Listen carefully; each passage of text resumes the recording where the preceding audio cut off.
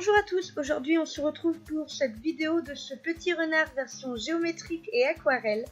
Alors pour le faire c'est tout simple, il vous faudra simplement une palette d'aquarelle, la mienne est la Winsor & Newton que j'aime énormément. Il vous faudra un pinceau, moi j'ai un pinceau à réserve, je trouve que c'est très pratique. Du papier à aquarelle, donc j'utilise le Canson, pour moi c'est celui qui va le mieux.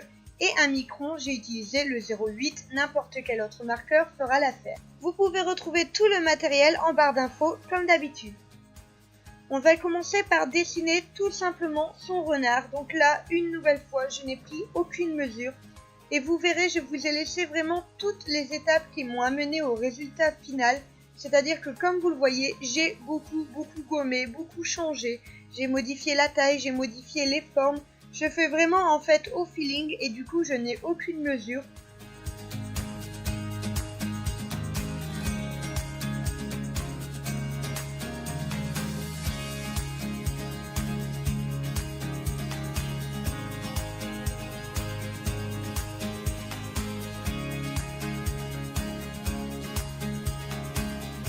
On enchaîne ensuite avec l'aquarelle, donc j'ai d'abord posé des petites teintes de jaune aux endroits assez précis et ensuite j'y suis allée vraiment avec le orange en dépassant comme j'ai l'habitude de faire exprès parce que j'aime énormément ce côté tache tout en côté peinture.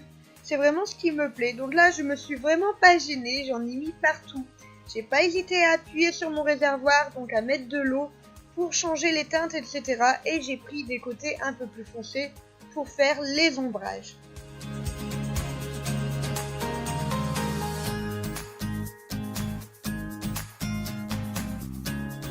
J'ai ensuite bien nettoyé mon pinceau et je suis allée frotter très légèrement au niveau des endroits qui étaient encore blancs et qui sont censés ne pas être trop colorés, pour dire de faire vraiment une petite teinte, de ne pas laisser blanc. J'en ai profité pour estomper un petit peu les marques qui étaient arrêtées trop raides et qui n'étaient pas trop jolies, et j'ai accentué mon jaune qui forcément s'était un petit peu atténué sous les autres couleurs.